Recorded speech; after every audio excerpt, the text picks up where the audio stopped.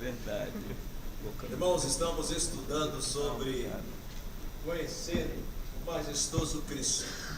Como os irmãos sabem, o meu tema é Cristo, o Filho do Homem.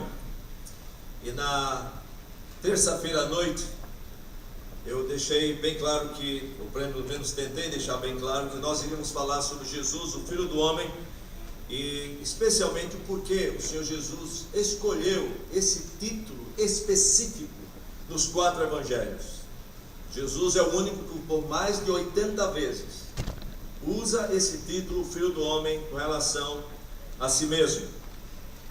E nós demos uma ligeira introdução para que os irmãos lembrassem que, segundo o próprio Jesus, ele diz que toda a Escritura Sagrada é sobre ele, sobre a obra redentora dele, especificamente sobre o padecer dele, o ressuscitar dentre os mortos no terceiro dia. E em terceiro lugar, a Escritura toda é para que nós pregássemos o seu nome, ou se pregasse em seu nome, arrependimento para a remissão de pecados entre todas as nações. E esses 3 aspectos, elementos, são essenciais na interpretação e na aplicação do Senhor Jesus. Mas quando nós nos aproximamos das Escrituras, mais ainda, especialmente quando nós estamos estudando aqui também João capítulo 1, nós vimos que somente em João no capítulo 1, usando as metáforas e os outros títulos que João coloca para o Senhor Jesus, nós encontramos cerca de 11. E o último é o Senhor Jesus se referindo a si mesmo como o Filho do Homem, que é uma figura que ele aplica em Gênesis 28 e também de Daniel capítulo 7. E o que eu deixei bem claro, espero aos irmãos, é que essa expressão Filho do Homem, usada pelo Senhor Jesus, tem uma implicação muito grande. E aquelas pessoas, como por exemplo os muçulmanos e os testemunhos de Jeová, que querem usar a expressão de Jesus, Filho do Homem, para dizer que o Senhor Jesus nunca se referiu a ele mesmo como Filho de Deus, eles esquecem que a expressão Filho do Homem é muito mais, não é muito mais pungente e muito mais forte, mas o que o Senhor Jesus queria mostrar é que ele é o Deus revelado, é que Deus se tornou carne. Quando ele se refere à expressão Filho do Homem, ele está dizendo: agora vocês estão vendo Deus de forma visível, palpável, audível. Quem vê a ele na forma corpórea, é isso que ele está dizendo, como ele veio, o nascimento, Deus nasceu entre nós, Deus cresceu entre nós, Deus ministrou entre nós, e Deus, na pessoa do Senhor Jesus, sofreu, morreu e ressuscitou dentre os mortos. Então, o que Jesus está dizendo quando usou a expressão Filho do Homem é: à medida que vocês me veem, vocês veem Deus em carne e osso. Então a expressão Filho do Homem é muito mais forte, porque inclui os 2 aspectos. E por exemplo, o Senhor Jesus nunca discordou de nenhum dos seus apóstolos quando fazia a confissão de que ele era o Filho de Deus. E é bom que os irmãos saibam disso, mas mais uma vez lembre-se, por 84 vezes nos 4 evangelhos, ou cerca de 85, as 83 vezes são usadas por Jesus para se referir a ele mesmo. As outras 2 em João 12:34, de pessoas que quando ele se referiu ao Filho do Homem, disse: quem é este Filho do Homem? Mas as 82 vezes que Jesus usa, ele usa com relação a si mesmo. E eu queria só, como esta introdução, porque hoje à noite nós gostaríamos de falar, e vamos falar, se Deus quiser, sobre Jesus, o Filho do Homem, seu ministério como Filho do Homem e o que isso tem a ver com o ministério da igreja. Mas só para os irmãos que estão aqui se convencerem mais um pouquinho, eu gostaria que vocês não precisam abrir as Escrituras, mas vocês poderiam abrir, por exemplo, em Marcos, no capítulo 1. Marcos resume todo o conteúdo do evangelho dele de uma maneira muito simples, mas se torna complexa porque isso abrange todos esses capítulos de Marcos. E não somente isso, mas ele já dá início dizendo que o que ele está escrevendo aqui está conforme as escrituras dos profetas do Velho Testamento. Ele diz assim: princípio do evangelho de Jesus Cristo, Filho de Deus. Em outras palavras, o que eu estou escrevendo a vocês aqui é a boa nova que consiste na pessoa de Jesus Cristo, que é o Filho de Deus. E aí ele vem conforme está escrito, simples, mas não simplista. E o Senhor Jesus vai usar a expressão Filho de Deus sempre, Filho do homem sempre, para expressar e enfatizar o fato de que ele é o Filho de Deus que se tornou visível e palpável. Então, o Filho do homem é uma expressão muito forte do Senhor Jesus. Ele está dizendo agora, vocês olhem para mim, Deus se tornou carne e osso. Eu estou olhando com os olhos dos homens, mas esses são os olhos de Deus olhando para vocês. Eu ouço porque tenho ouvidos humanos, mas esses são os ouvidos de Deus. Quem toca a mim, toca a Deus. E todas as palavras que o Senhor Jesus falou por todo o seu tempo na terra, foram sempre palavras de Deus. Já pensou, se tudo isso tivesse sido registrado, que tamanho de Novo Testamento nós íamos ter? Porque toda palavra que saiu da boca do Senhor Jesus, era palavra de Deus. E eu disse para vocês, Marcos diz assim, o Evangelho de Jesus Cristo, Filho de Deus. Agora, se vocês vão comigo, e agora pode fazer isso em Marcos capítulo 2, logo no segundo capítulo, os irmãos lembram quando o Senhor Jesus curou aquele paralítico? E lá em capítulo 2 de Marcos, no versículo 7, o Senhor Jesus, no versículo 5, diz assim, quando Jesus viu-lhe a fé, Jesus disse ao paralítico, filho, os teus pecados estão perdoados. Agora, irmãos, quando vocês leem a palavra de Deus, eu vou repetir isso até eu morrer. Digo isso para os meus filhos, para os meus alunos, leiam as Escrituras em câmara lenta, saboreiem as Escrituras. Cada palavra das Escrituras é inspirada por Deus. Não é somente toda a Escritura, mas cada palavra da Escritura é inspirada por Deus. E quando o Senhor Jesus se referiu àquele homem, disse, filho, não era simplesmente como nós falamos com qualquer pessoa. Ele agora era filho do Senhor. E por quê? Porque o Senhor Jesus havia perdoado seus pecados. Assim, os teus pecados estão perdoados. Pecado perdoado significa agora nós somos filhos dele. Filhos, os teus pecados estão perdoados. Ele fez essa declaração para aquele homem. Agora veja o versículo 6. Alguns dos escribas que estavam assentados ali arrazoavam em seu coração. E Jesus disse assim, por que fala ele deste modo? Isto é blasfêmia. Quem pode perdoar pecados, senão um, que é Deus? E eles estavam corretos. Só Deus pode perdoar pecados. Só existe um que pode perdoar pecados, é Deus. Aí Jesus vai usar a expressão filho do homem para dizer, eu sou esse Deus. E vejam o que ele diz lá. E Jesus, percebendo, versículo 8, logo por seu espírito, que eles assim arrazoavam, disse-lhes, por que arrazoais sobre estas coisas em vosso coração? Qual é mais fácil, dizer ao paralítico, estão perdoados os teus pecados, ou dizer, levanta-te, toma o teu leito e anda? Nenhum dos dois seria tão fácil. Aí ele diz, versículo 10, ora, para que saibais que o Filho do Homem, que é Deus, no contexto aqui ele está simplesmente afirmando, tá? Vocês têm razão. Seria uma blasfêmia se eu perdoasse alguém sem ser Deus. Agora, para que vocês saibam que o Filho do Homem tem sobre a autoridade, tem sobre a terra autoridade para perdoar pecados, disse ao paralítico, levanta-te, toma o teu leito e anda. Quando o Senhor Jesus em João 14, irmãos, lembram muito bem o fato de João 14, antes da sua morte, ele disse para Tomé, disse-lhe Tomé, Senhor, quando ele disse, eu sou o caminho, a verdade e a vida, e quem vem ao Pai, você já sabe o caminho. Tomé disse, Senhor, nós não sabemos para onde vais, como saber o caminho? E Jesus disse, eu sou o caminho, a verdade e a vida, ninguém vem ao Pai senão por mim. Se vós me tivesseis conhecido, conhecerias também meu Pai. Desde agora o conheceis e tendes visto. Ele aplicou-lhes Filipe, Senhor, mostra-nos o Pai e isso nos basta. Mostra-nos Deus, isso nos basta. Ele disse, Filipe, há tanto tempo estou convosco que não me tens conhecido, quem me vê a mim, vê o Pai. Como dizes tu, mostra-me o Pai. Então quando o Senhor Jesus usa essa expressão, filho do homem, é para mostrar que Deus se revelou em carne e osso. E como o Ronaldo Lidório já expôs em Hebreus 4,15, quando o escritor diz, porque não temos um sacerdote que não possa compadecer-se das nossas fraquezas,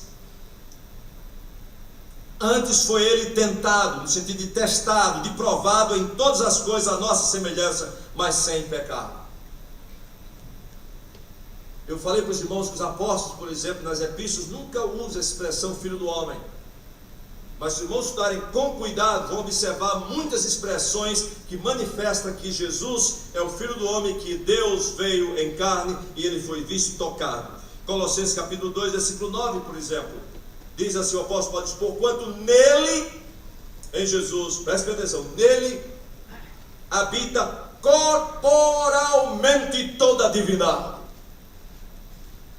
A expressão Filho do homem é a expressão que, se muçulmanos e testemunhos de Jeová entendessem, nunca iria levantar como argumento para dizer que o Senhor Jesus não é Deus, porque Jesus usou esse argumento para dizer Deus, agora estão vendo Deus em carne e osso.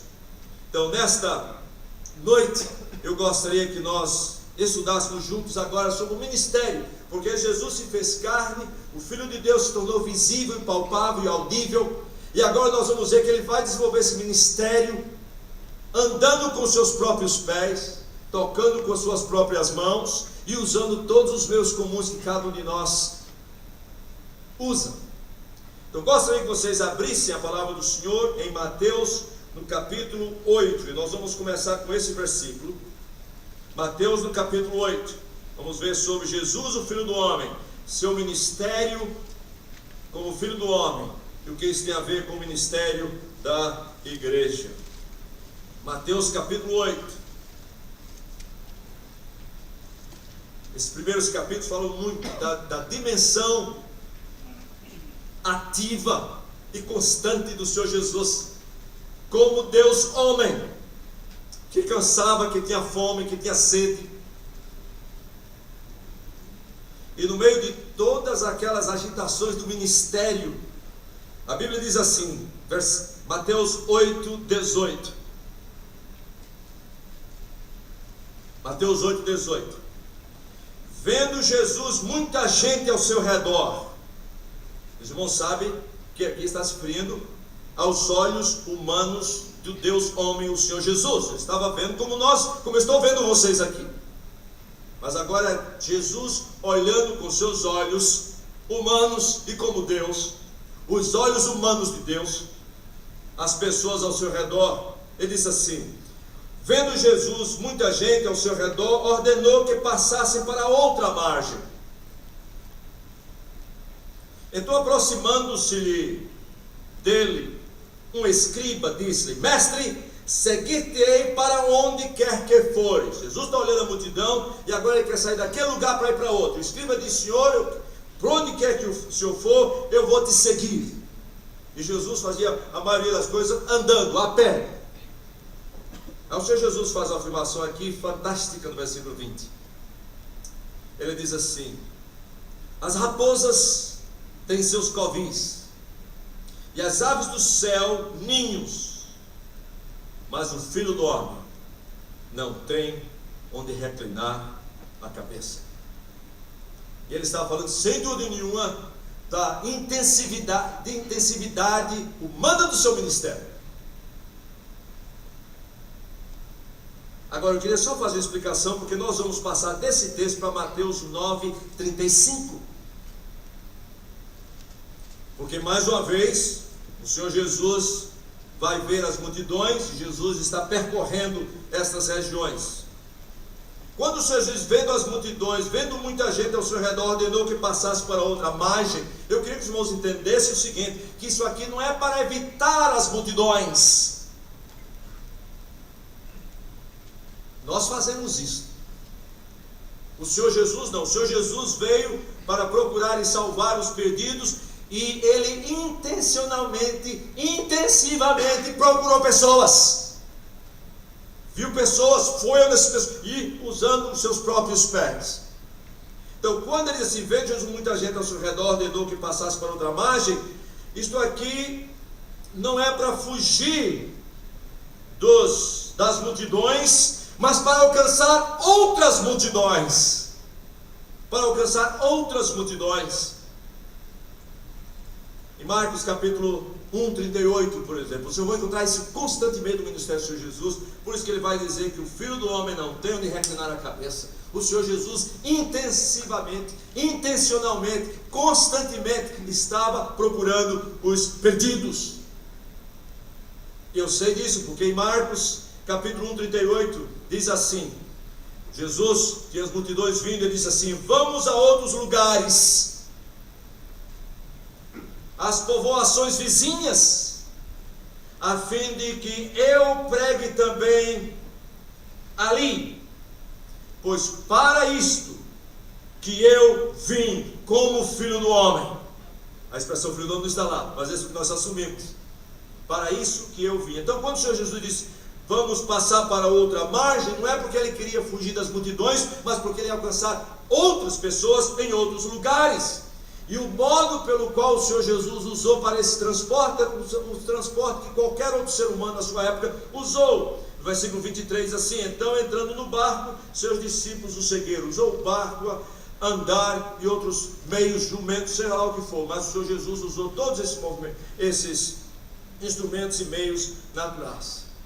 Agora eu gosto de chamar a atenção para vocês para o ministério do Filho de Deus, lembrando em consideração que quando Jesus vê as multidões, ele dizia que sem dúvida nenhuma o Filho do Homem não tem onde reclinar a cabeça, por causa da intensividade, da intencionalidade dele como Deus homem, limitado no tempo e no espaço, como Deus homem. Mas o Senhor Jesus é o maior exemplo na história daquele que queria alcançar o maior número possível dentro do tempo que Deus lhe havia colocado. Então nesse caso vamos só pegar este lado dos, vamos dizer assim, dos olhos e da boca e dos pés do Senhor Jesus. Vamos então para Mateus capítulo 9. E eu leio para vocês versículo 35 a 38, que é um texto muito conhecido. Então, nesse contexto, o Senhor Jesus, como Filho do Homem, não tem onde reclinar a cabeça, porque está intencionalmente, intensivamente, constantemente à busca de pessoas. O Filho do Homem veio buscar e salvar o que havia perdido. Buscar e salvar, procurar o que se havia perdido. Então vamos ler esse texto e vamos estudar juntos para nós vermos que nós aprendemos com Jesus, não somente do seu ministério, mas também quando o apóstolo Paulo fala que esse tipo de ministério deve ser imitado por cada um de nós. Ministério único do Senhor Jesus. Mateus 9, 35 a 38. Ouçamos a palavra infalível, inerrante, inspirada, suficiente, eficiente de Deus. Dizia assim, em outras palavras: esse Filho do Homem que não tinha onde reclinar a sua cabeça por causa do seu ministério intensivo, intencional e ativo e constante, diz assim: e percorria Jesus todas as cidades e povoados, ensinando nas sinagogas, pregando o evangelho do reino, que ele é rei, que ele veio para dominar e dar perdão real, o rei está presente, nos tirar do império das trevas para o seu reino, e curando toda sorte de doenças e enfermidades, para que as pessoas cresçam através dos sinais que ele é o Filho de Deus, que ele é o Filho do Homem, que ele é o Salvador que viria. Multiplicou o pão para que nós saibamos que ele é o pão da vida. Versículo 36. O fato de 35 percorria, você já sabe que era com os pés dele. Ele não estava voando, feito anjo. Percorria, e ao redor. Versículo 36. Atenção aqui para os olhos humanos de Deus. Jesus, os olhos de Jesus, olhando as multidões ao seu redor. Ele não estava vendo a multidão aqui, irmãos, lá da África. Não, ele estava vendo aqui a multidão na frente dele. E vendo eles as multidões, compadeceu-se delas. E vem a dimensão emocional, sem dúvida nenhuma, aqui do Senhor Jesus, porque estavam aflitas e exaustas como ovelhas que não têm pastor.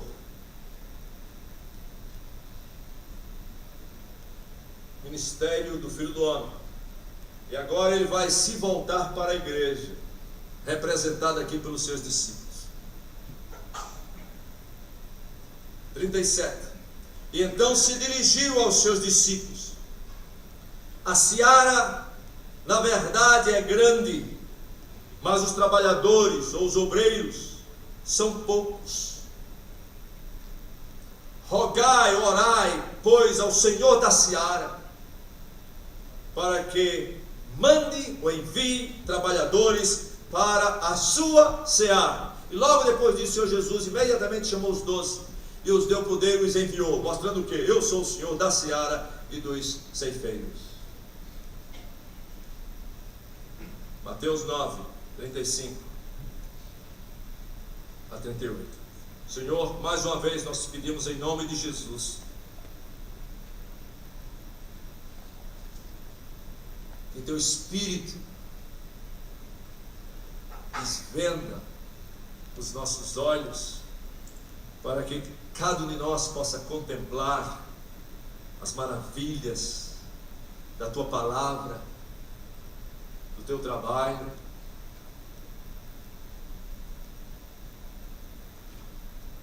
Pedimos, Senhor, em nome de Jesus, mais uma vez, que o teu Espírito possa abrir as nossas mentes, para que cada um de nós possa entender,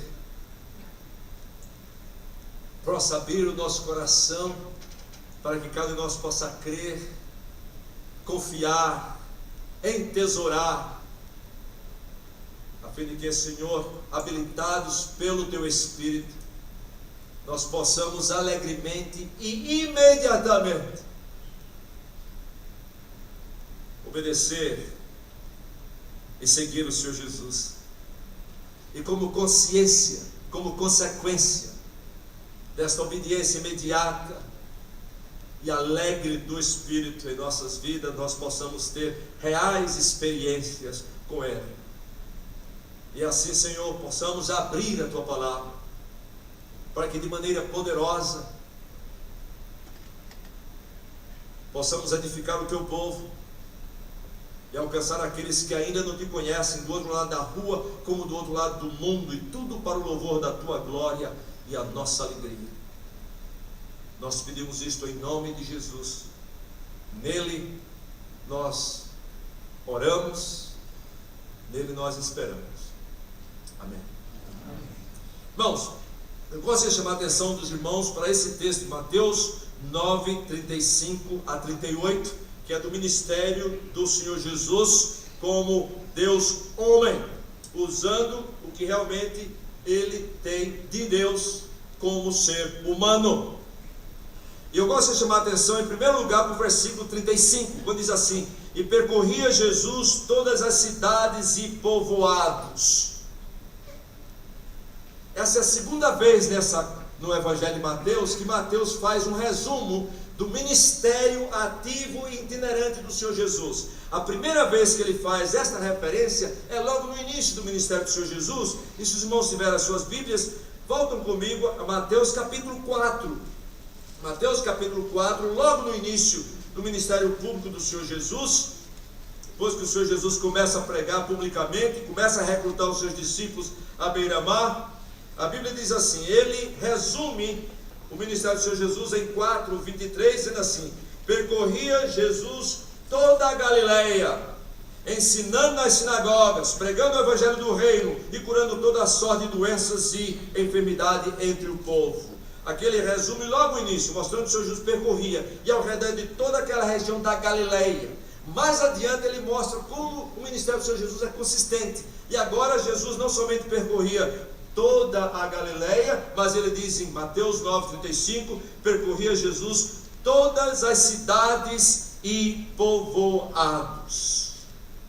Eu gosto da palavra percorria. A propósito, eu creio que não é esse o sentido do português, mas a palavra de pé corria. Para mim é muito bonita essa figura. Percorria a pé. Mas a ideia aqui realmente é que o Senhor Jesus ia, que o Senhor Jesus estava a rodear, a andar. E a primeira coisa que eu gosto de chamar a atenção dos irmãos, quando os irmãos estudarem o ministério do Senhor Jesus, eu oro, vocês prestem atenção também, alguma coisa a mais, prestem atenção nas Escrituras Sagradas, a todos os verbos que aparecem, onde Jesus é o sujeito desses verbos. Os irmãos vão ficar, porque verbo indica ação. Os irmãos vão ficar impressionados com o Senhor Jesus. Teve tempo que eu sentei com as escrituras e coloquei aqui a geografia bíblica e peguei algum texto aqui que mostrava mais ou menos, descrevia mais ou menos 1 ou 2 dias do ministério do Senhor Jesus. Eu comecei a ler e acompanhar, olhando o tempo, mais ou menos. Meus queridos, quando eu cheguei no final daquele dia, eu descobri uma coisa: seguir Jesus nunca vai ser chato. Você pode chegar no final do dia e se sentir como morto de cansado, mas chato nunca. Boring, como é a palavra, seria essa mesmo? Maçante. Como é? Maçante. Maçante, obrigado. Que é a palavra que eu tinha na minha cabeça, é boring. Nunca vai ser maçante. Você pode chegar no final do dia e estar morto de cansado, mas sentindo-se maçante, chato, nunca. E esse texto aqui nos diz alguma coisa sobre o Senhor Jesus como Filho do Homem. Em primeiro lugar, o que ele diz é o seguinte: nós descobrimos somente por ler a expressão que percorria Jesus todas as cidades e povoados, nós descobrimos o seguinte: em primeiro lugar, que Jesus estava sempre ativamente, nunca passivamente, ativamente comprometido e envolvido com a obra do seu Pai. Então, quando a Bíblia diz que percorria, era mostrando e descrevendo nesse verbo de ação o compromisso intenso e ativo, nunca passivo, do Senhor Jesus com a obra do Pai. João Calvino dizia assim, que o Senhor Jesus nunca permanecia em um só lugar, mas em todo lugar espalhava a semente do Evangelho, que é Ele. Ele é o pregador e Ele é a mensagem. Em todos os lugares. Em outras palavras, aqui está descrevendo um pouco, irmãos, da geografia de Jesus. Eu não vou entrar nos detalhes da geografia de Jesus, mas aqui está descrevendo sobre a geografia de Jesus, os detalhes, os movimentos do Senhor Jesus. E onde quer que você encontre o Senhor Jesus, você vai encontrar Jesus ativamente comprometido, envolvido com a obra de proclamação do Pai. Porque havia também na época de Jesus, outros também, irmãos, estavam percorrendo mares. E a palavra que está usada lá por Jesus também é a mesma que está em Mateus 9:35. Agora vocês aguentam aí, vem comigo em Mateus capítulo 23, versículo 25. Desculpa, 23:15. Na época que o Senhor Jesus estava fazendo percorrendo essas regiões, já escribas e fariseus antes do Senhor Jesus começaram a tomar iniciativa missionária para ir a outros lugares do mundo para converter pessoas ao judaísmo. Veja o que Jesus diz sobre elas. Mateus 23:15. Ai de vós, escribas e fariseus, hipócritas, porque rodeais o mar e a terra para fazer um prosélito, e uma vez feitos, tornais o filho do inferno 2 vezes mais do que vós. A expressão aqui, rodeais o mar e a terra, é o mesmo verbo que está encontrado aqui no versículo 35, mostrando a atividade do Senhor Jesus, os deslocamentos geográficos do Senhor Jesus. Meus queridos, quando eu leio essas passagens, e sei agora que o Senhor Jesus me salvou, e que agora, assim como a geografia de Jesus era toda com relação ao Pai e a obra do Pai, eu tenho que entender imediatamente que a partir do momento que o Senhor me salva, a minha geografia e todos os meus deslocamentos são também de Jesus.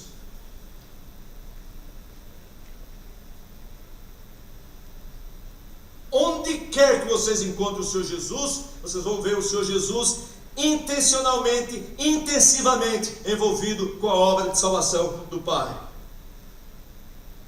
Indo às cidades, indo aos povoados.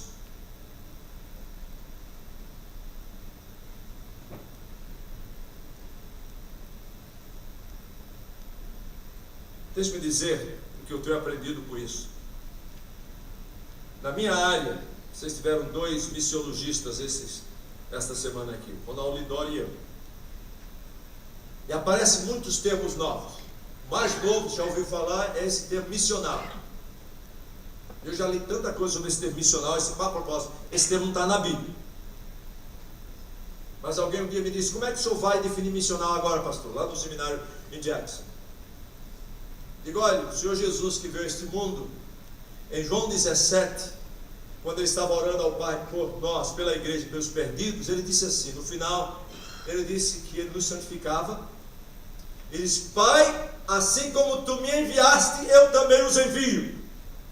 E segundo João 17, o Pai o enviou para que ele glorificasse ao Pai e realizasse a obra do Pai. E ele glorificou o Pai, realizou a obra do Pai, ao manifestar a palavra do Pai àquele que o Pai lhes deu, e eles creram nele. Jesus disse: eu vim para te glorificar, eu te glorifiquei realizando a tua obra. E a tua obra foi essa, que eu manifestei a tua palavra àqueles que me deste, e eles creram, e agora eu oro por eles. E assim, meu Pai, como tu me enviaste, eu também os envio. Ou seja, para glorificar a ti, realizando a tua obra, que é manifestar o teu nome às outras pessoas. Porque logo em 17 e 20 ele diz: oro não somente por eles, mas por aqueles que virão a crer através da sua palavra. Então, quando o Senhor Jesus usa essa expressão, e depois logo em João 21, quando ele se encontra com os discípulos temorosos, ele diz assim: não somente que ele orou, Pai, assim como tu me enviaste, eu também os envio. Agora Jesus falou para os seus discípulos, para o grupo lá: assim como o Pai me enviou, eu também vos envio. Meus irmãos, se vocês me perguntarem sobre missionário, eu não tenho problema com terminologia, e tenho também. Eu prefiro expressões bíblicas. Mas se alguém me perguntar o que é que o senhor entende por missionário, missionário para mim significa isto: viver como enviado do Senhor Jesus, na obra do Senhor Jesus.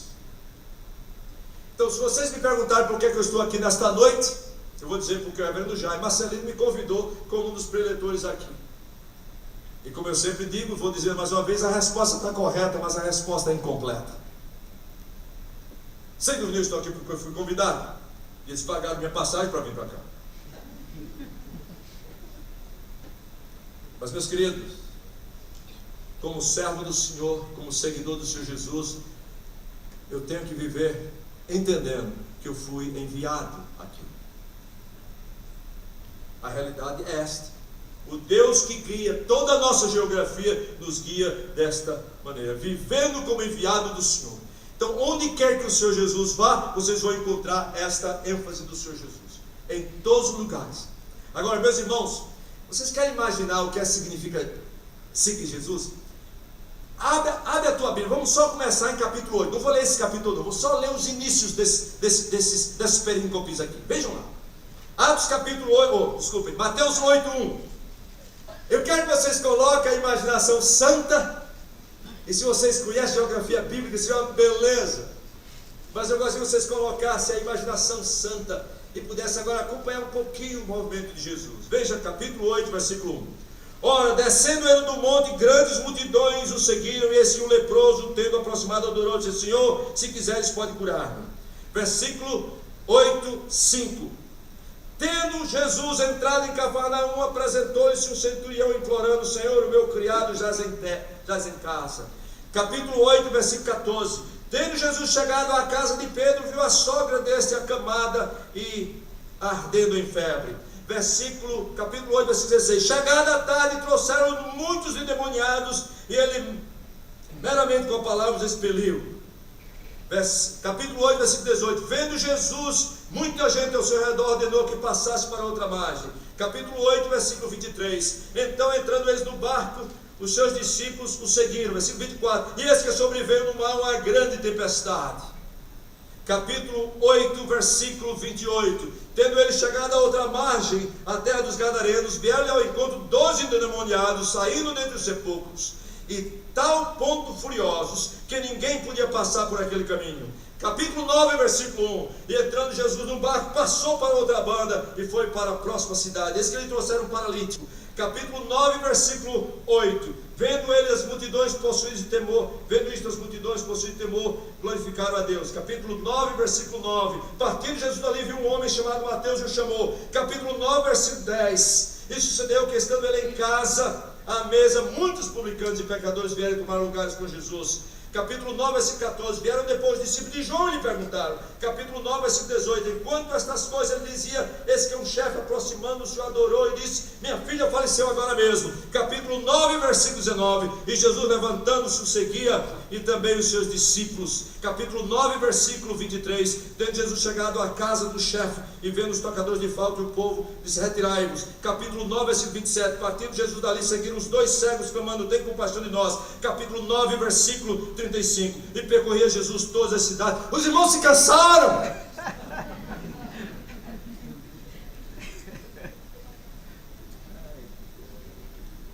Às vezes eu penso que eu trabalho muito, mas quando o Senhor Jesus diz: o Filho do Homem não tem onde reclinar a cabeça,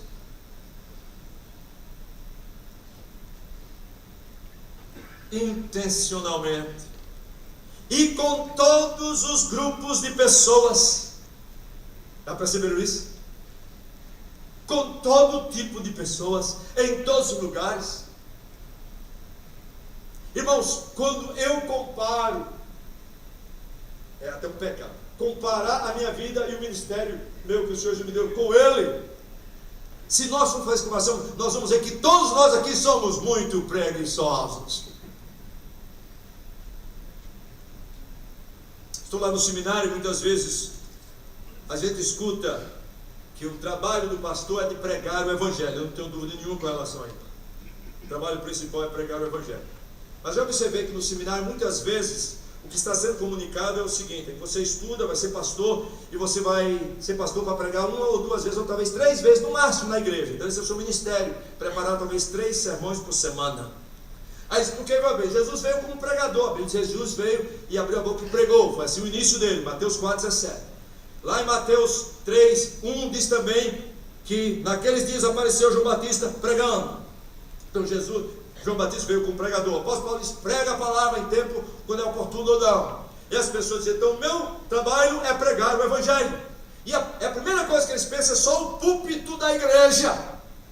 Só que eu chamo a atenção dos meus alunos lá, porque a minha primeira pergunta é esta: muito bem, Jesus veio pregando. João Batista assim, naqueles dias apareceu João Batista pregando. Aí eu pergunto para eles, em primeiro lugar, onde é que eles pregavam?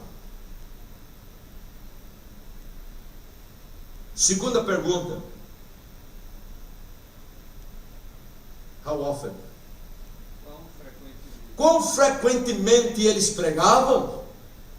Terceira pergunta: para quem eles pregavam? Meus irmãos, aí havia assim: apareceu João Batista pregando no deserto. E vocês vão observar o seguinte: que o Senhor Jesus e os apóstolos, todos eles pregavam todos os dias, em casas, em montes, em barcos, em cemitérios, na sinagoga, onde tinha oportunidade, nas praças. Nós nos esquecemos de que o Senhor Jesus e os seus apóstolos estavam sempre ativamente, não passivamente, comprometidos todos os dias na proclamação do Evangelho, pregando para 1, para 2, para 10 mil, mas todos os dias. E essa é a minha oração, e para todo tipo de pessoas. Por exemplo, os irmãos leem, por exemplo, tem certas figuras do ministério de Jesus que eu tenho que ler para as minhas netas, especialmente quando elas estão com medo de dormir. Os irmãos já viram Jesus ministrando para as crianças? Ou se pudesse ter uma câmera só para filmar um momento desse. Mas deixe-me só ler 2 versículos da palavra de Deus aqui, 2 textos, rapidamente. Veja Mateus capítulo 19. Estou só em Mateus agora. Mateus capítulo 19, versículo 13 a 15. Vamos observar que Jesus ministrava para todo mundo, para jovens, para crianças, para cegos, para aleijados, para ricos, para pobres, todos. E o que me impressiona com o Senhor Jesus é isso também. É que onde quer que vocês encontrem o Senhor Jesus ministrando para alguém, quando Jesus está ministrando para alguém, a impressão que nós temos é que Jesus está todo lá. Estava lendo um diário de Jim Elliot, que casou com Elizabeth Elliot. Ela já está na glória, que foi daqueles 5 missionários americanos que foram assassinados pelos Al-Qaídas, muitos anos atrás, nos anos 50. E Elizabeth Elliot publicou um dos diários, diário, não é isso? Dele. E eu estava lendo, eu gosto muito de ler diário de pessoas assim. Quando ele estava estudando em Wheaton College. Aí tem uma frase lá que ele dizia assim: onde quer que você esteja, esteja todo lá. Eu não sou assim, irmãos. Tenho que confessar. Mas eu estou falando com o Solano, e eu estou lá, os meus olhos estão com ele pensa que meus ouvidos também estão. Ele está falando comigo, e eu ouvindo, mas eu estou pensando aqui numa neta que acabou de nascer, no imposto de renda que eu tenho que pagar lá nos Estados Unidos. Eu estou lá, mas eu não estou todo lá. O Senhor Jesus não é assim. Quando vocês veem o Senhor Jesus, onde quer que Ele esteja, Ele está todo lá. Quando você vê Jesus falando com Nicodemos, parece que só existe Nicodemos na vida de Jesus. Jesus está falando com o cego Bartimeu, no meio da multidão. O cego vem, você vê aquele diálogo, e Jesus está todo lá. Com Zaqueu, seja lá quem for. Intensa. Oh, Jesus, ajuda-nos a sermos pastores e servos como tu, porque nós não somos assim. Veja com as crianças, Mateus 19, 13. Trouxeram-lhe então algumas crianças, para que lhes impusesse as mãos e orasse. Que bonito! Irmão, vocês estão levando as suas crianças para Jesus? Falei com um pesquisador lá em Jackson uma vez, que ele ganhou um filho, teve um filhinho, então eu era crente, eu sempre estava conversando com ele, sempre tenho cuidado para minha casa, ele e a esposa, e conversarmos sobre Bíblia, etc. Um pesquisador lá da Universidade de Medicina, ficamos muito amigos, ele me levava na casa dele, e muitas vezes quando eu falava as coisas, dizia assim: mas eu não creio. E uma vez, quando o filho dele nasceu, eu digo: meu filho, ele disse: eu vou deixar meu filho crescer e decidir por si mesmo. Ele disse: não, o Senhor Jesus quer que nós possamos trazer os nossos filhos a Ele. Aí ele disse: mas eu não creio nisso, Elias. Sabe o que eu disse para ele? Isso é problema teu, não é problema meu. Porque eu estou sendo claro, o problema é que você não crê, meu filho.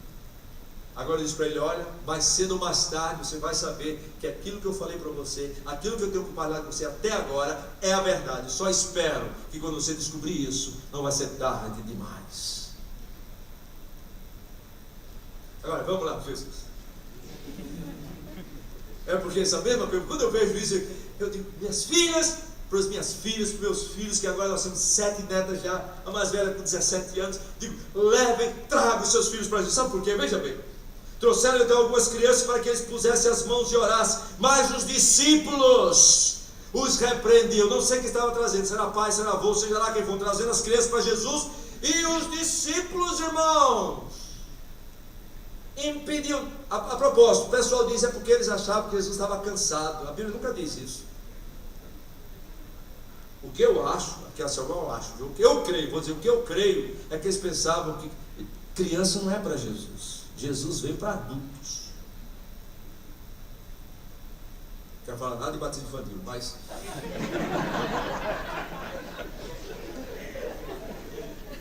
eles pensavam que não, criança não é para Jesus. Veja bem, Jesus porém disse: deixai os pequeninos, não os embaraceis de vir a mim, porque dos tais é o reino dos céus. O meu Jesus, entendeu? Para pregar o meu neto, a minha neta, os meus filhos pequenos, e diz mais: colocar nos seus braços. Agora, essa é o relato de Mateus. Vem comigo para o relato, o mesmo relato em Marcos. Marcos capítulo 10. Jesus ia por todo lugar, irmãos, abençoando e alcançando a todos que ouviam, que eram trazidos a Ele. Marcos capítulo 10, versículo 13. Marcos dá uma nuance aqui que eu gosto muito. Veja, 10, 13. É o mesmo texto. Então lhe aproximaram, lhe trouxeram algumas crianças para que as tocasse. Mas os discípulos os repreendiam. Agora vejam o 14. Jesus, porém, vendo isto. Olha, tem vários momentos na Escritura Sagrada que o Filho do Homem com os seus olhos fica olhando o que a gente faz. Porque as crianças estão vendo, Jesus está olhando. E os discípulos aqui tudo impedindo que as crianças viessem. A Bíblia diz, Jesus, porém, vendo isso. Lembra uma vez que Jesus estava no gasofilácio e ficou só olhando, vendo como é que o pessoal colocava dinheiro lá no gasofilácio? E aquele pessoal que estava muito dinheiro, chegou aquela viúva, colocou um pouquinho só. Aí a gente diz assim, Jesus estava olhando, todo mundo, a propósito, se você trouxer a sua oferta, pode ter certeza, Jesus está vendo. E a Bíblia diz que Jesus ficou olhando e disse para os discípulos, aquela ali eu queria na minha igreja. Aquela ali deu mais que todo mundo. Ele ficou olhando. Aqui Jesus está vendo o que os discípulos estão fazendo. Veja bem. Agora veja o que Marcos diz. Jesus, porém, vendo isto, o que é que diz lá, irmãos? Indignou-se. Quando foi a última vez que você viu um ministro do Evangelho, sei lá quem foi, indignado porque as crianças não são recebidas e não são ministradas dentro do contexto da igreja como devem? Indignou-se e disse-lhes, veja bem, para aqui vamos um detalhe mais ainda bonito. Coloca a imaginação aí. Deixai vir a mim os pequeninos, não os embaraceis, porque dos tais é o reino de Deus. E ele acrescentou mais, em verdade vos digo, que quem não receber o reino de Deus, as crianças vão passar a ser ilustração de mensagem dele, como a criança de maneira alguma entrará nele. Agora veja o versículo 16. Oh, irmão, presta atenção. Então, tomando-as nos braços,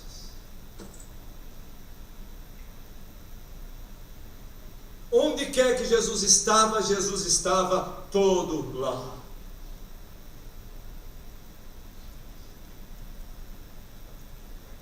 Por isso que eu falo de Jesus para as minhas netas. Por isso que eu quero encorajar minhas netas a conhecer o Senhor Jesus e falar de Jesus para as coleguinhas delas.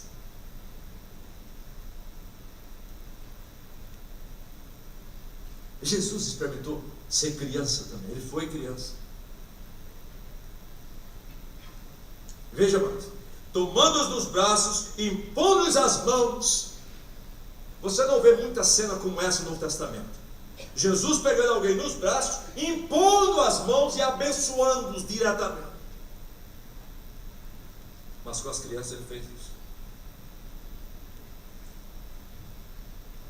Onde quer que ele estava totalmente lá.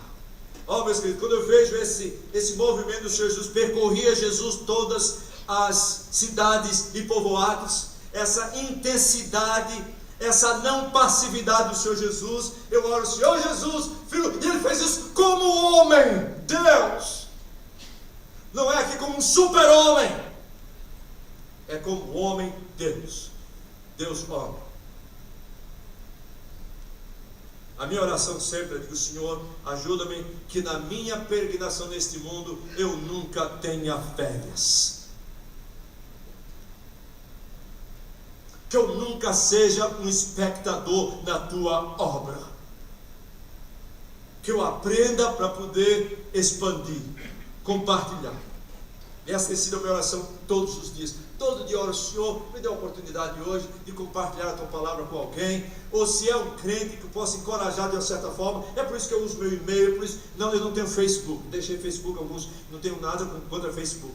Mas todos os meus que Deus me dá para encorajar ou para falar do Senhor Jesus com alguém. E as oportunidades são tantas, irmãos. Porque eu oro, Senhor, ajuda-me a ser como Jesus. Que minhas idas, meus rodeios, não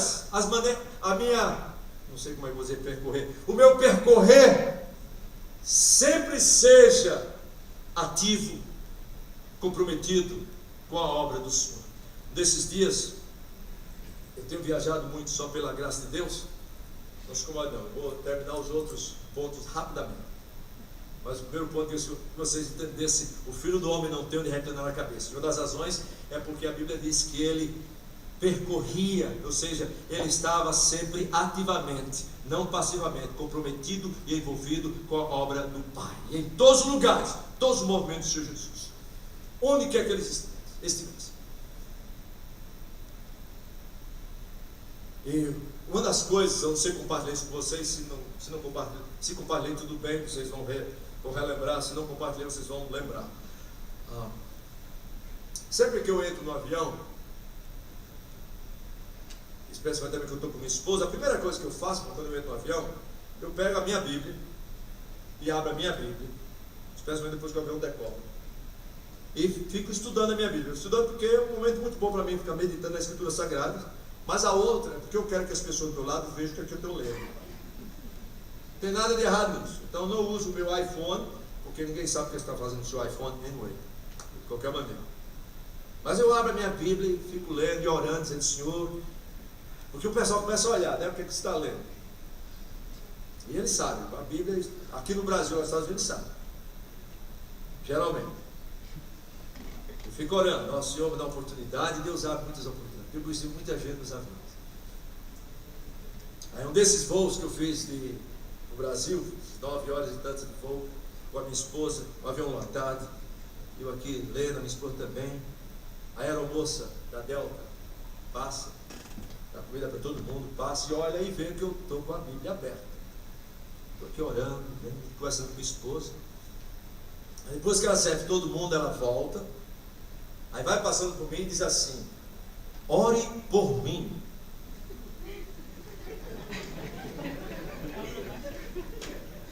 Para ver como o Senhor Jesus está lá no poço, pelo poço lá, e a mulher vem pegar água e diz: olha, me dá água aí. E Jesus estava com sede realmente. Ela diz: como sendo tu samaritano me pede, como sendo tu judeus me pede beber a mim que sou mulher samaritana. E o Senhor Jesus vai direto no assunto. Ele não chegou a dizer assim: olha, se você é judeu, o samaritano, você está com sede, a gente precisa de água, acaba com essa conversa furada, me dá água. Diz: imediatamente, mas se conheceras o dom de Deus e quem te pede, tu lhe pedirias, te daria água viva.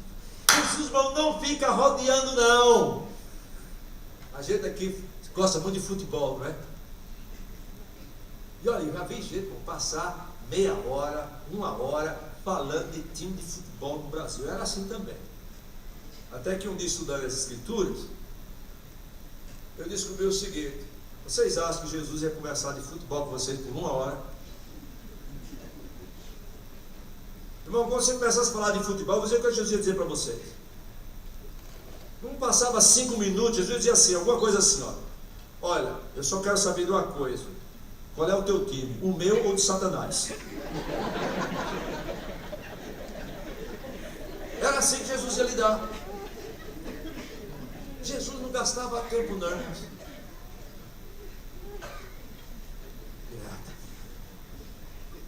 Muito bem, mas aí era o moço. Se eu for esquecer a história aí, esse avião vai cair, vocês não sabem o que aconteceu. Era o moço, passou. Aí eu depois disse para ela: por favor, vem aqui. Aí ela voltou. Eu tinha terminado tudo. Então ela sentou assim do lado, eu e da Foclina. E eu perguntei: você quer que eu ore por quê? Aí ela disse assim: é que eu estou tendo um problema nesse voo. Aí eu pensei: estou aqui a 10 mil metros, 10 mil quilômetros, é isso? Não, 10 mil metros de altura. E ela está dizendo que tem um problema. Aí disse: se for de avião, esse avião vai cair, eu vou ter que falar alguma coisa aqui para esse pessoal. Eu vou ter que levantar e dizer: gente, é o seguinte, esse avião vai cair, você só tem 2 lugares para ir, o céu ou o inferno. Agora eu posso dizer para vocês o caminho do céu, porque eu estou indo para lá. Todo mundo vai descer primeiro. Aí disse: não, senhor, não é a questão do avião não, eu estou tendo um problema aqui com a pessoa que está encarregado do crew, como é o nome? Da tripulação aqui. Aí eu disse: então, me dê um papelzinho aí. Ela me deu. Eu disse: eu vou lhe dar um versículo da Bíblia. Ela ficou muito contente, mas deixa eu dizer a história aqui. Eu disse, dei para ela assim, escrevi para ela Provérbios 15, 1 e 2. A resposta branda desvia o furor, mas a palavra dura suscita a ira. A língua dos sábios adorna o conhecimento, mas a boca dos insensatos derrama a estutícia. Essa é uma coisa boa. A resposta branda desvia o furor, mas a palavra dura suscita. Ela pensou o seguinte: eu estava dando uma técnica. Lógico, quer dizer, eu posso ficar com muita raiva dele, mas aí eu não vou responder de um jeito. Esse agora só tem uma coisa aqui. Isso aqui foi escrito na palavra de Deus. Isso aqui assume que as pessoas que vão ler e obedecer isso são pessoas que creem naquele que deu a palavra e vão depender do poder e da direção desse Senhor da palavra. Oportunidades são tantas, todos os dias. Deixe-me só terminar com vocês e dar os outros pontos aqui para vocês. Então, em primeiro lugar, Jesus percorria todas as cidades e povoados. Em outras palavras, o Senhor Jesus sempre esteve ativamente, como Filho do Homem, comprometido e envolvido com a obra do Pai. E a minha oração todos dias: Senhor, não me deixe perder oportunidades. Tanto no meu relacionamento com meus irmãos, a propósito, quer dizer que eu não tenho entertainment, quer dizer que eu não me entretenho, esse não é o ponto. Mas até o meu entretenimento tem que ser de acordo com a palavra, tem que trazer alguma contribuição. Mas de qualquer maneira. Segunda coisa, a Bíblia diz que Jesus percorreu todas as cidades fazendo alguma coisa, ensinando, pregando o Evangelho do Reino e curando toda sorte de doenças e enfermidades. Quando a Bíblia diz que Jesus andava por todos esses lugares, ensinando, pregando, curando, o que eu aprendo do Senhor Jesus é o seguinte: é que o Senhor Jesus aproveitou e tirou vantagem no bom sentido de todos os meios lícitos e de circunstâncias para anunciar a boa nova do seu reino. A propósito, este é o nosso trabalho. Jesus utilizou todos os momentos, todas as circunstâncias, todos os meios para proclamar a boa nova que consiste nele e na sua salvação. Se você perguntar onde é que Jesus pregava, ensinava, curava, e vocês vão descobrir que era em todo lugar, onde quer que ele estivesse. Nas sinagogas, nas montanhas, nas casas, no barco, na praia, até em cemitérios. Até em cemitérios. A festa de casamento, o Senhor Jesus vai, meus irmãos, pode ter certeza que Ele vai fazer alguma coisa para manifestar a sua glória. Não importa o tamanho da multidão. Quantos? 1, 2, 3, 10, 20, 100, 200, 10 mil.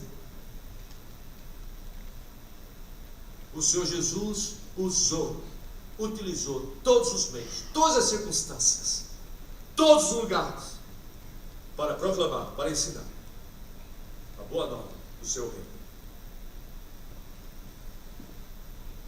Deixa eu correr agora. E vocês vão descobrir que os apóstolos eram como o Senhor Jesus também. Eu gosto muito de Calvino, no comentário a propósito, eu vou citar Calvino, não porque o que Calvino disse é certo, mas é realmente aquilo que a Escritura ensina faz sentido. Vocês sabem quando em Atos capítulo 3, que Pedro e João subiram ao templo para orar? E as perguntas que nós temos sempre é: por que eles subiram ao templo para orar? Aquela hora eles não precisavam mais ir para o templo para orar.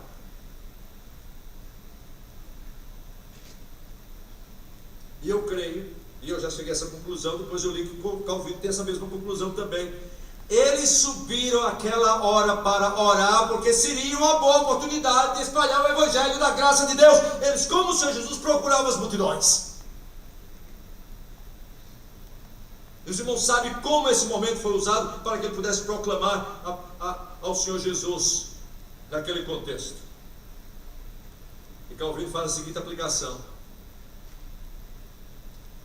o que nós aqui aprendemos é o seguinte: é que nós nunca deveríamos negligenciar qualquer oportunidade que nos é oferecida para que nós possamos compartilhar o Evangelho da graça de Deus. Meus queridos, ontem mesmo, tinha 2 pessoas que trabalham aqui, não é do nosso grupo, tem 2 rapazes aqui do teatro, trabalham aqui no centro de segurança, estavam os 2 conversando aí. Eu passei por eles e simplesmente conversei com eles rapidamente, perguntei como é o seu nome, um desses, não vou falar o nome dele porque pode ser que eles estejam aqui perto. Perguntei em uma, disse, há quanto tempo trabalha aqui? Estou há 30 e poucos dias que trabalha aqui. O outro, fazia 3 anos que trabalhava aqui. Aí eu perguntei se vocês têm Bíblia, vocês vão para a igreja? Disse, não. Eles tinham Bíblia, mas não iam para a igreja. Eu comecei a dizer um pouco sobre a diferença que esse livro faz para mim, por que ele faz diferença. E um disse assim para mim, há mais ou menos 2 anos atrás, eu fui à igreja, porque eu perdi um filho de 4 anos.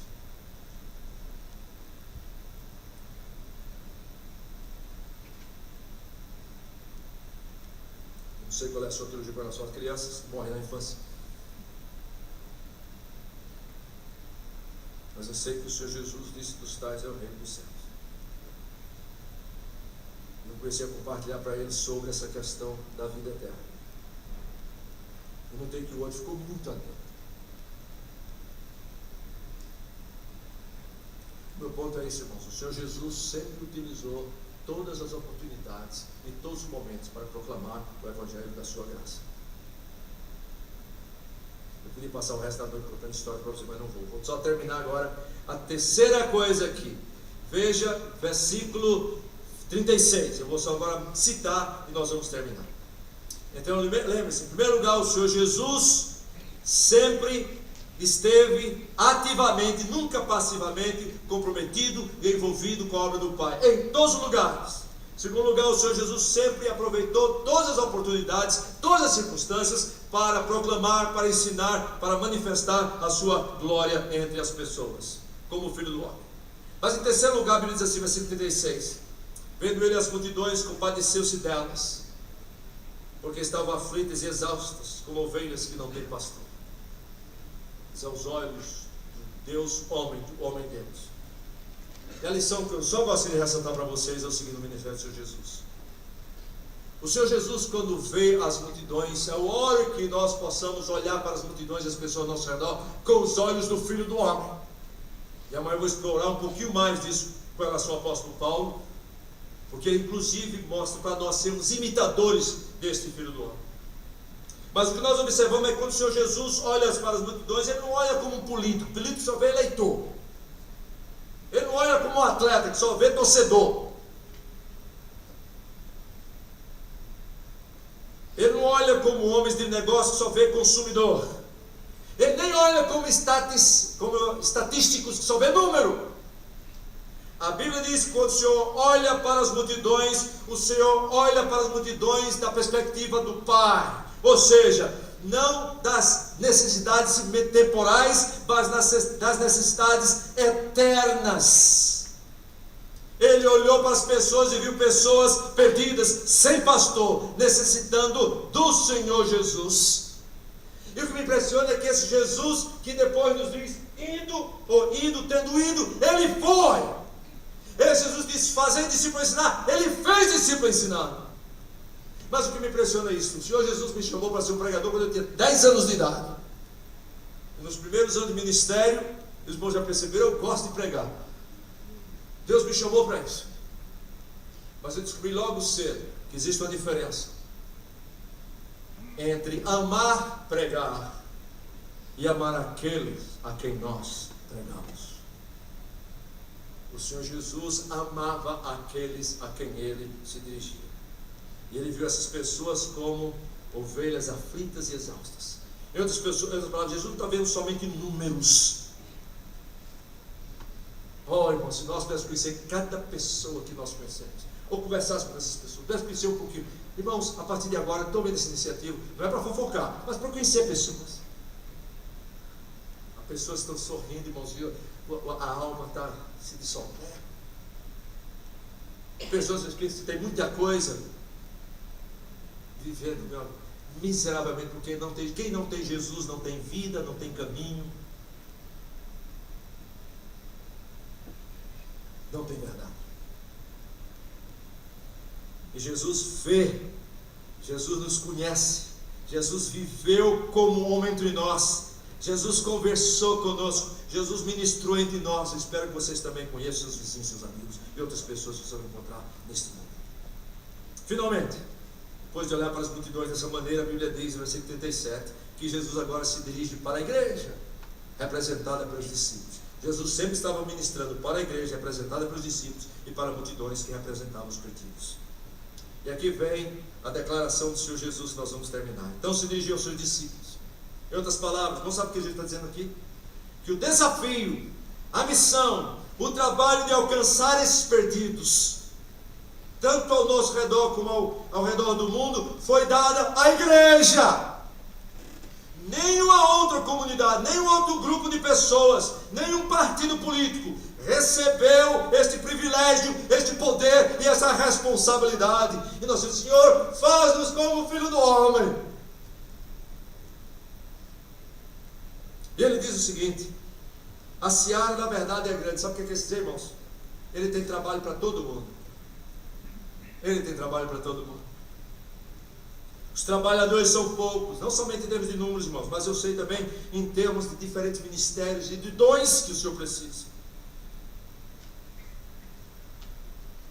Aí, nesse terceiro lugar, rogai, pois, ao Senhor da seara. Ele está falando das pessoas que são trabalhadores, para que vocês possam orar, não para sair do trabalho, mas para que o Senhor mande mais trabalhadores. E quem está envolvido na obra do Senhor, ora para que o Senhor envie mais trabalhadores, não para a gente sair, mas para que possamos trabalhar juntos para a glória do Senhor. Ore, quando ele diz ore ao Senhor da seara, ele está dizendo: eu sou o Senhor da seara, para que eu envie trabalhadores para a sua seara, assim como ele tem nos enviado. Que Deus abençoe a cada um de nós, que nós possamos aprender com o Filho do Homem